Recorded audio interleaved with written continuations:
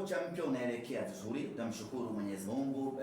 Tumeendelea na scanning yetu ya kutafuta kocha, na kama ambavyo tulitangaza awali ya kwamba kocha Hemedi Morocco atasimamia mechi hii ya Jumapili, na baada hapo kuanzia wiki inayokuja tunayo imani na matumaini makubwa, tayari tutakuwa tumeshapata kocha mpya, tutamtangaza na kumkabidhi timu. Kwa hiyo tuwe na subira, wiki hii tuiache iwe ni wiki ya kuipeleka Simba hatua inayofuata ya ligi ya mabingwa Afrika chini ya mtaalamu Hemedi Suleiman Morocco. Baada ya hapo, wiki inayokuja ndio itakuwa wiki ya kuzungumzia ujio wa kocha mpya. Swala mwisho ni hali ya kikosi. Kikosi kimerejea kambini jana mara baada ya mchezo kumalizika, na vijana wako vizuri, tunamshukuru Mwenyezi Mungu. Morali, ari pamoja na mzuka ni kubwa kweli kweli kuelekea katika mchezo huu. Tunaamini kwa ubora tuliouona jana dhidi ya Fountain Gate, kwa improvement ya kikosi cha wachezaji wetu, namna ambavyo wana shauku ya kufanya vizuri, namna ambavyo tumeona maingizo mapya yalivyoingia na kuimprove performance ya timu, tunaamini kabisa tutakuwa na mchezo mzuri siku ya Jumapili, na tutakuwa na matokeo mazuri siku ya Jumapili, na hatimaye mnyama atakwenda hatua ya kwanza ya ligi mabingwa barani Afrika. Hatuna mashaka hata kidogo, na hatuoni mtu yoyote wa kumzuia mnyama asiende hatua inayofuata. Timu bora tunayo, wachezaji wazuri tunao, na kocha wa viwango vya kutuvusha hatua hiyo Hemedi Morocco tunaye. Tunachokosa ni kimoja tu, ni mashabiki wetu, lakini insha Allah tutakutana hatua ya kwanza ya ligi mabingwa barani Afrika. Asante sana. Habari na mawasiliano wa klabu ya Simba, na hii leo tuna taarifa muhimu kuhusiana na timu yetu ya Simba Sports Club. Tunafahamu ya kwamba tuna mechi ya ligi ya mabingwa barani Afrika siku ya tarehe 28, siku ya Jumapili, katika dimba la Benjamin Mkapa. Mechi yetu itakuwa ni saa 10 kamili jioni katika uwanja huo, na tayari wageni wetu kwa maana ya Gaborone United wameshawasili Tanzania. Wamewasili alfajiri ya leo kwa ajili ya kuja kushiriki katika mchezo huu. Mambo yote yamekwenda vizuri katika kuwasili kwao, na watafanya mazoezi hii leo jioni, watafanya tena mazoezi kesho, na Jumapili tukiamka salama itakuwa ndio siku ya mchezo wetu wa marudiano sisi dhidi ya wao. Katika mchezo huu utachezeshwa na waamuzi kutoka nchini Niger, na wao wako njiani kuwasili nchini Tanzania. Waamuzi ambao watachezesha mchezo huo ni Mohamed Ali Musa ambaye ni mwamuzi wa katikati kutoka Niger, lakini vile vile mwamuzi msaidizi namba 1 ni Abubakar Athumani vile vile kutoka Niger. Mwamuzi msaidizi namba 2 ni bwana Abdullahi Ada Tano kutoka Niger, na mwamuzi msaidizi namba 4 ama fourth official atakuwa ni Musa Ahmadu naye vile vile kutoka Niger, na match commissioner ni Mohamed Mumin Ali kutoka Djibouti. Hiyo ndiyo safu ya maafisa ama waamuzi ambao watachezesha mchezo wetu dhidi ya Gaborone United. Kikosi chetu cha Simba Sports Club kimeingia kambini jana mara baada ya mchezo dhidi ya Gaborone United. Moja kwa moja baada ya mchezo dhidi ya Fountain Gate, moja kwa moja wachezaji wakarejea kambini Mbweni kwa ajili ya kuanza programu ya mazoezi kuelekea katika mchezo wetu huu wa Jumapili. Wachezaji wetu wote ambao wamecheza mchezo wa jana wa ligi kuu ya NBC wote wako timamu, hakuna yote ambaye alipata majeraha. Na kwa kusema hivyo, maana yake ni kwamba majeruhi ambao bado tuko nao mpaka hivi sasa na wataukosa mchezo wa Jumapili ni Mohamed Bajaber pamoja na Abdulrazak Hamza, na hao ndio pekee ambao ni mpaka sasa majeruhi, lakini wengine wote waliosalia wako vizuri na wako tayari kwenda kuitumikia Simba katika mchezo wetu wa Jumapili wa ligi ya mabingwa barani Afrika.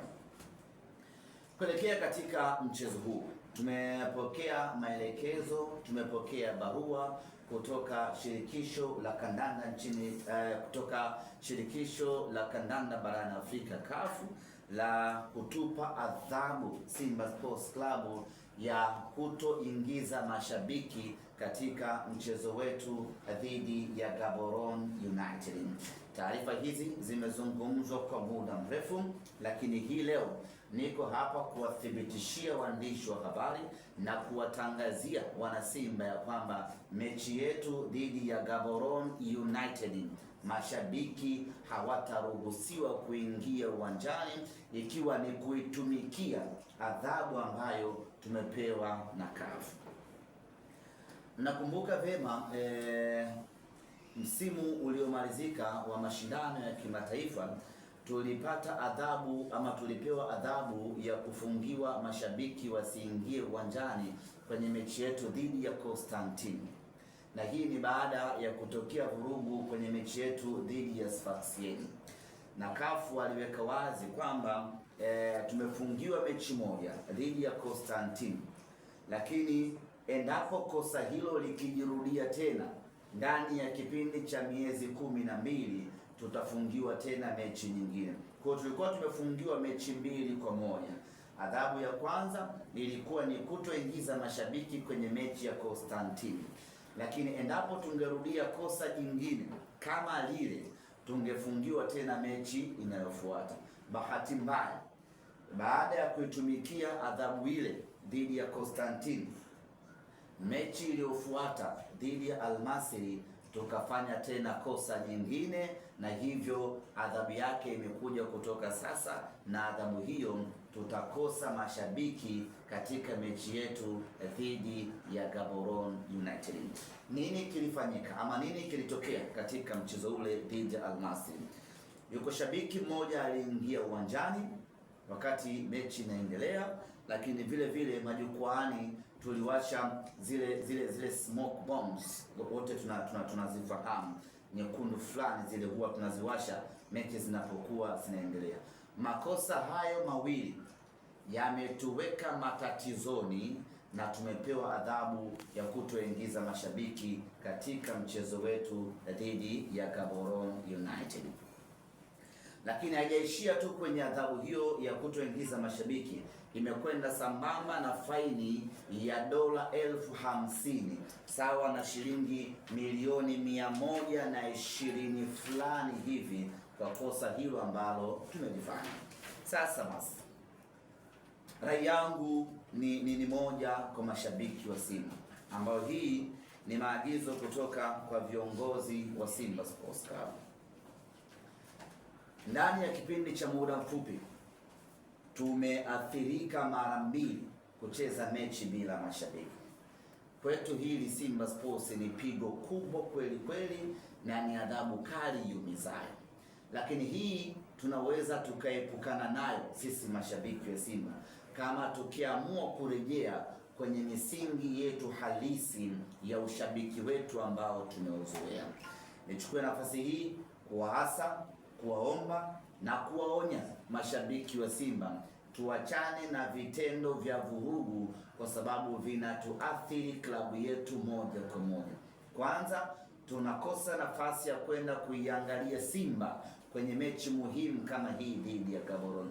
Kila mmoja aliuona mchezo dhidi ya Gaborone pale Botswana. Mechi haikuwa nyepesi kwa upande wetu, ilikuwa ni ngumu kweli kweli. Hasa kipindi cha pili wapinzani wetu walitupelekea moto kweli kweli. Sasa mechi ya marudiano, mechi ya nyumbani, unahitaji faida ya kuwa nyumbani na faida ya mashabiki wako, ili kuweza kuwa overcome mashabiki wako, kuwa overcome wapinzani wako, unakwenda kucheza mechi hiyo muhimu bila ya mashabiki wako. Unaweza kuona ni pengo kiasi gani, lakini ina faida kubwa kweli kweli kwa mpinzani wetu ambaye tunakwenda kukutana naye. Kwa hiyo tayari tumejikaanga wana Simba na mafuta yetu wenyewe kwa vitendo vya dakika chache mno ambavyo tumevifanya kwenye mchezo dhidi ya Al Masry. Kwa hiyo rai yangu wana Simba, kwanza hili lianze ulinzi wa wenyewe kwa wenyewe, kwa sababu wanaowasha zile fireworks tunakaa nao majukwani. Ukishamuona mtu ana dhamira ya kuwasha fireworks, mkataze hapo hapo na mpokonye. Ukishamuona mtu ana mpango wa kutaka kuruka kutoka jukwani na kuvamia uwanjani, tumzuie huyo mtu, na ikiwezekana tushirikiane kwa pamoja tumtoe uwanjani, kwa sababu vitendo hivi vinaiathiri klabu moja kwa moja. Imagine mechi kama hii tunakwenda kucheza bila mashabiki, tunampa advantage zaidi mpinzani wetu, ajione na yeye yuko nyumbani kwao, acheze bila pressure ya majukwani, tunajikaba wenyewe. Kwa hiyo rai yangu, mashabiki wa Simba, mara nyingi huwa tunamshangilia mtu anayevamia pitch, huwa tunamuona shujaa, hasa pale anapokuwa anawakwepa walinzi, anakimbia, tunamfurahia, tunamuona amefanya kitendo cha kishujaa. Kiuhalisia ni kwamba anafanya kitendo cha hovyo ambacho kinakuja kuiathiri klabu yetu, na mfano wake ni huu ambao tunauona hii leo. Kwa hiyo hawa watu ambao wanavamia uwanjani, wanavamia kwenye pitch, ni watu ambao sisi mashabiki wa Simba kwanza tunapaswa kuwadhibiti majukwani, lakini vile vile walinzi wa uwanjani kwa maana ya stewards tunatakiwa kuongeza umakini. Haiwezekani mtu mpaka anatoka juu, anashuka, anaingia mpaka uwanjani bila kuonekana ama kuzuiliwa. Juzi mechi ya Ngao, yaani amekuja tu kuonekana, shabiki ameshafika uwanjani, kamfata Kibu, kamkumbatia, kaenda kwa Rushaini, kamkumbatia, alafu baadaye ndio stewards wanaingia na kuanza kumkimbiza. Ametoka wapi huyo mtu kuonekana mpaka anafika uwanjani? Tafsiri yake ni kwamba hatukufanya kazi yetu ipasavyo ya ulinzi, ya kuangalia wale watu majukwani mpaka ameshuka na ameingia. Kwa hiyo hatuko hapa kulaumiana, lakini tuko hapa kukumbushana kila mtu atimize majukumu yake uwanjani, ili kuiepusha klabu kuingia kwenye hasara ya namna hii. Hapa tunapata hasara tatu. Hasara ya kwanza ni kucheza mechi bila mashabiki. Hili ni pigo kubwa kweli kweli kwetu sisi. Hasara ya pili, tunakosa mapato ambayo tungeyapata kutokana na tiketi ambazo watu wangeingilia uwanjani. Na hasara ya tatu ni kwenda kulipa dola 50,000 kama faini kutokana na kosa hili ambalo tumelifanya. Kwa hiyo tuna kila sababu ya kuanzisha kampeni wana Simba ya kujidhibiti wenyewe kwa wenyewe. Mtu ambaye hawezi kuishikilia nafsi yake, tutaishikilia sisi kumdhibiti mtu wa namna hiyo, ili asiingie uwanjani ama asiwashi yale mamoshi ambayo baadaye yanakuja kutuathiri. Hiyo ilikuwa ni mechi dhidi ya Al Masry kwenye hatua ya robo finali, na adhabu yake imetoka hivi sasa.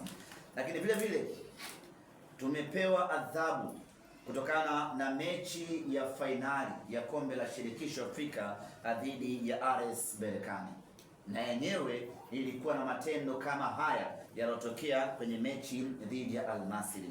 Huku vile vile tuliwasha zile fireworks ambalo ni kosa, lakini kulikuwa kuna vitendo vingi vya vurugu za hapa na pale, ambapo kwa ujumla wake kwenye mechi ya fainali tumetozwa faini ya shilingi ya dola 35,000. Kwa ujumla tumepokea adhabu kutoka CAF ya dola 85,000 sawa na shilingi milioni 212 na laki 5. Hiyo ndio faini ambayo Simba Sports Club tunapaswa kulipa baada ya kutokea matendo yasiyokuwa ya kiwana michezo katika mechi zetu mbili. Tayari tumezungumza kwa upana namna gani tunapaswa kujidhibiti wenyewe kwa wenyewe kabla hatujafikia kwenye uvunjifu wa kanuni na sheria za mpira wa miguu. Asante Mungu ni kwamba kwenye mechi ya Berkane tumempata faini pekee, hatukufungiwa mashabiki kuingia uwanjani. Kwenye mechi ya Al-Masry tumepigwa faini na mashabiki kutoingia uwanjani. Kwa hiyo tunaitumikia adhabu hii ya kutoingiza mashabiki uwanjani kwenye mechi moja pekee, mechi dhidi ya Gaborone United. Lakini kwa kuwa ndani ya kipindi cha muda mfupi tumefanya makosa mara 3 katika mechi 3 tofauti, maana yake ni kwamba kuanzia sasa CAF watakuwa macho na sisi kweli kweli kwenye mechi zetu, kwa sababu wameshatuingiza kwenye listi ya timu zenye mashabiki ambao wanafanya vitendo visivyokuwa vya kiungwana. Hivyo kwenye mechi zetu watakuwa wanatupia jicho kweli kweli kuangalia, je, Simba Sports Club atabehave kama ambavyo wanafanya ama kuna mabadiliko ambayo wameyapata. Kwa hiyo tuna kila sababu katika mechi zinazokuja tuoneshe ustaarabu, uungwana wa kiwango cha hali ya juu kweli kweli, ili kuwaonesha CAF ya kwamba kuna mabadiliko makubwa ambayo tumeyapata ama kuna somo kubwa tumelipata kutokana na adhabu ambayo wametupatia. Kwa hiyo nichukue nafasi hii, ndugu zangu wana Simba, kuwaomba, kuwakumbusha na kuwaonya vile vile ya kwamba kuanzia hivi sasa tunapaswa kuchukua taswira mpya kwenye eneo letu la ushabiki ili kuepuka kupata adhabu za namna hii, adhabu ambazo zinatuathiri kwa namna moja ama kwa namna nyingine. Kutokana na adhabu hizo hasa za faini ambazo tumepigwa, tumekuwa tukipokea maombi na maoni mbalimbali kutoka kwa mashabiki wetu wakisema ya kwamba hili ni kosa letu, tunawajibika kuungana na klabu kwenye kulimaliza hilo kosa, kwa maana ya kwamba mashabiki wametaka na wenyewe kuwa sehemu ya kupata maumivu ya makosa haya ambayo tunayapitia klabu ya Simba, na maumivu yenyewe ni kuibeba faini ambayo tumetozwa na shirikisho la kandanda Afrika CAF, ambayo ni milioni 212 sawa na dola 85,000. Kwa mantiki hiyo basi, mashabiki wa Simba Sports Club kwa mapenzi yao na kwa kutaka kuisaidia klabu yao na kwa kutaka kuwajibika kwenye makosa tuliyofanya sisi wenyewe, mashabiki wameomba na wenyewe wachangie faini ili kuipunguzia klabu mzigo. Na kwa mantiki hiyo basi, na sisi Simba Sports Club tumebariki na tumeridhia mashabiki wachangie kwa namna moja ama nyingine kwenye adhabu hii ambayo tumepewa, hususan kwenye eneo la faini. Kwa mantiki hiyo basi,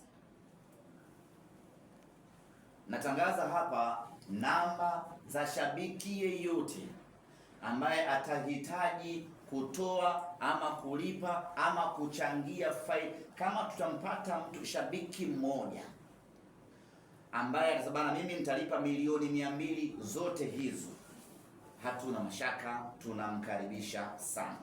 Kuna watu wako vizuri kiuchumi sana. Tajiri kama Michael Nguli pale anamaliza hiyo, anasema kamata milioni 200 hapo, hiyo nipeni faini kafu, alafu haturudi tena makosa namna hiyo. Wako watu namna hiyo, ndio bana au mapala naweza katulipia. Kwa hiyo kama mtu yupo anataka kulipa faini yote kwa ajili ya kuisaidia, na watu na mapenzi, na hiyo namba za lipa namba tutazitangaza kwenye mitandao yetu ya kijamii ili wanasimba waweze kutoa huo mchango. Lakini hii ina taswira mbili. Inawezekana wewe ulipanga kwenda uwanjani siku ya tarehe 28 kwenye mechi hii ya ligi ya mabingwa Afrika. Kile kiingilio chako ambacho ulipanga kukitoa kwenye mechi, sasa kiingilio hicho kihamishie, twende tukalipe fine ya CAF. Kama ulipanga kuingia kwenda kukaa mzunguko kwa shilingi 5,000, basi ile 5,000 yako tuwekee kwenye lipa namba hapo, tukalipe fine ya CAF. Kama ulipanga kwenda kuingia kwa platinum ya 1,500,000, ile 1,500,000 yako tuwekee humo kwenye lipa namba, twende tukalipe fine ya CAF. Kama ulipanga kwenda kukaa VIPB kwa shilingi 20,000, ile VIPB yako iweke humo kwenye lipa namba ya Simba Sports, twende tukalipe fine ya CAF.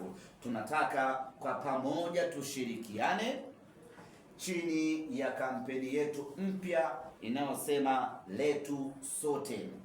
Wote kwa pamoja, hili ni letu sote. Tumekosea pamoja na tunalazimika kwa pamoja tulibebe hili, twende tukalimalize.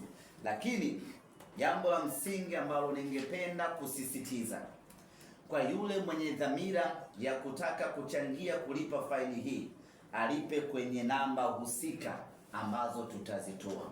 Usimtumie mtu mkononi, hasa kwa wale watu ambao wako nje ya nchi. Inawezekana system ya kulipa inamsumbua, akaamua kumtafuta mshikaji wake, bana nilipie. Hakikisha mtu utakayemtumia uwe unamwamini kweli kweli. Otherwise, fanya unachoweza kulipa, uweze kulipa kwenye lipa namba husika ya Simba Sports Club. Au kwa wale ambao wako nje ya nchi, tutawapa akaunti za Simba ili waweze kuingiza fedha moja kwa moja. Tunasema haya kwa sababu ya experience tuliyokuwa nayo. Wapo watu ambao sio waadilifu, mtu anapewa bana nilipie hiyo, alafu na yeye anafanya mipango yake. Ili kuepusha hayo, kila mtu alipe kwenye namba husika ya Simba Sports Club.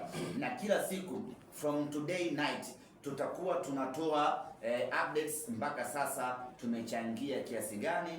Lengo letu ni wana Simba tuibebe hiyo adhabu, twende tukalipe hii fine, ili kila mtu ayapate yale machungu anayotakiwa kupata, ili wakati mwingine twende tukajidhibiti wenyewe, tusifanye vitendo vya hovyo na hatimaye tusipate adhabu namna hiyo. Namba ambazo unaweza ukatia mpunga wako hapo. Tunao mtandao wa Vodacom, namba yake ni 53 06 272. Lakini tunao mtandao wa Yas ni 61 79 548, na tunao Airtel vile vile 95 45 45. Tutachapisha kwenye mitandao yetu mbalimbali ya Simba Sports ili kila mtu alipe anachoweza kulipa, tuweze kumalizana na CAF mapema. Kwa kuwa tumepewa adhabu hii ya